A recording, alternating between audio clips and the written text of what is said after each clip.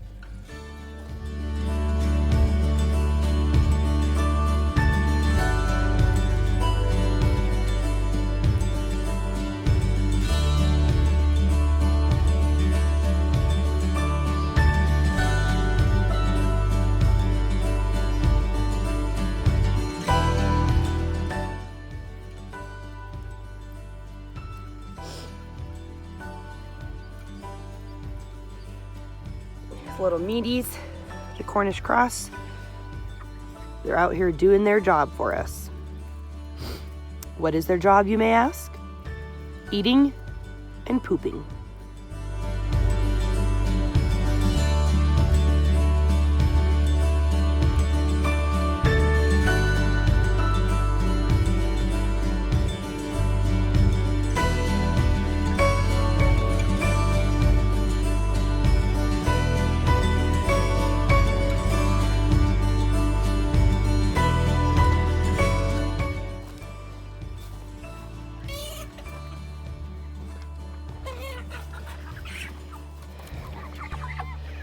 Hello, babies. Hello, babies. You are free.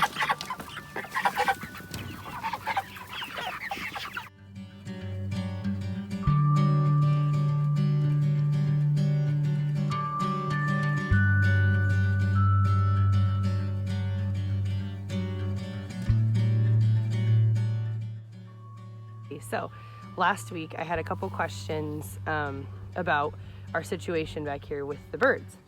So someone asked me if we move them once a week, and why are we feeding them alfalfa? So we move them once a week so that they're not disturbing the ground for too long, and so that the management is much better for the animals as far as their poop goes, the manure management, I guess you could say. At about a week, it starts to get a little smelly, and you can tell that there's just a pretty broad coverage of manure all over that paddock that we have set up for them. We're starting to think that maybe, kitty, that maybe moving them twice a week at this age, maybe the last 2 weeks, because these birds they only got about 2 weeks left. We're going to be weighing them and scheduling a day to butcher them. But so we're thinking maybe the last 2 weeks we might be moving them twice a week, just so that the manure isn't as intense. But so moving them once we realize that the ground has been disturbed to the point where we feel comfortable with moving them, and to where they haven't destroyed the grass too much, but just enough to kind of tromp it down and eat some of it. And then yes, we are feeding them alfalfa, because chickens can actually eat a third of their diet in I'm gonna lower this a little. A third of their diet can be solely grass. This pasture, we're regenerating this pasture. We're building it right now, so there's not enough for it to sustain any kind of animal out here, let alone chickens. So we're feeding them alfalfa, and they do eat it. My husband was asking, he's like, do they really even eat this? Yes, they do. I was saying it's kind of like a tri-fold thing.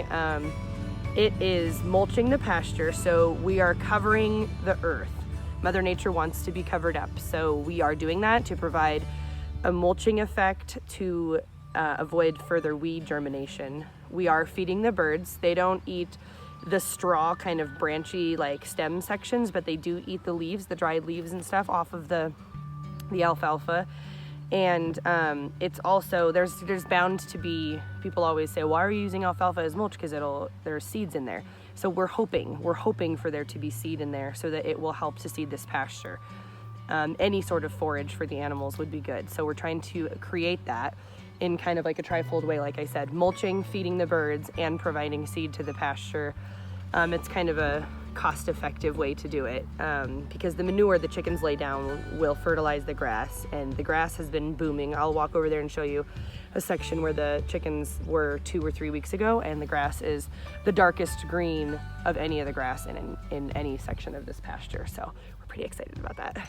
This is a spot where the chickens haven't been yet. Most of it looks like this, just kind of like barren brown. Near where the sprinklers go, we do have some, it's just like a wild field grass, I think is what used to be planted out here, some kind of a pasturey grass. But as we walk around, I'll show you. So it's all kind of a pale green, pretty pale green, and you know, speckly just barrenness. There's not a whole lot. Most of the pasture is like this. We have some sprinklers running right now. We don't get too wet. Okay, here we go. Here's where the chickens are right now. You can see it from the other perspective. Okay, where the chickens were the last week. You can see they don't eat the straw portion of the alfalfa, but you can see all the leaf is gone. All the leaf is gone and just the straw is left over, so that's good for the pasture. And as you can see over here, tons of manure. We're just getting to that point where they were starting to kind of destroy the grass a little too much. So that's when we move. We just observe. Observing is a lot of the kind of permaculture farming style, just observing and seeing what happens and knowing when it's time to move on. So here, this is where the chickens were 2 or 3 weeks ago. So very patchy still, yes, but the darkest grass that we have out here so far. Here's actually a patch where the chickens were sleeping. The tractor was right here. It's like the darkest grass we have here in the pasture. There's a little bit over there from where they were too. But all of this dark green is where they were. It doesn't look like much. On video especially, it doesn't really look like much. But for my sense of knowing what's going on in this pasture, I can tell the difference completely. This is one section. We didn't actually do a square around this tree. And you can see it's just like wild and crazy. We might have to bring him down and back or something for that part. Or maybe on the next batch of birds. Anywho, it's doing what it's supposed to be doing. We need to get some grass seed out here so we actually have seed laid down. Better chance of actually creating some real pasture space out here.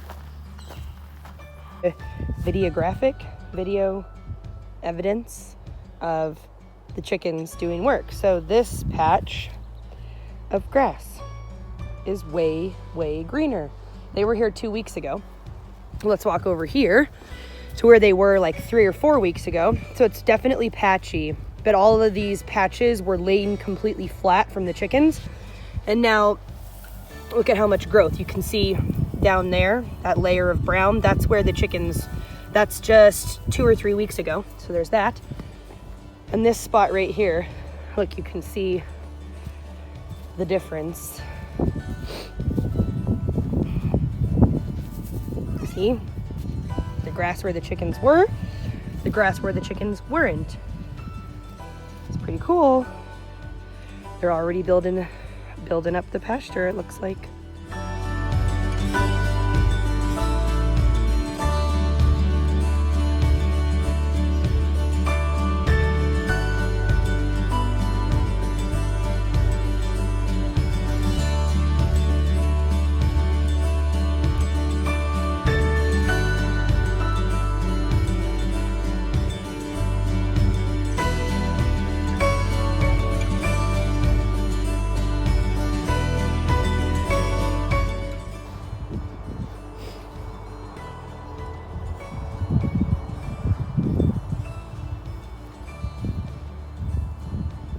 Here, kitty.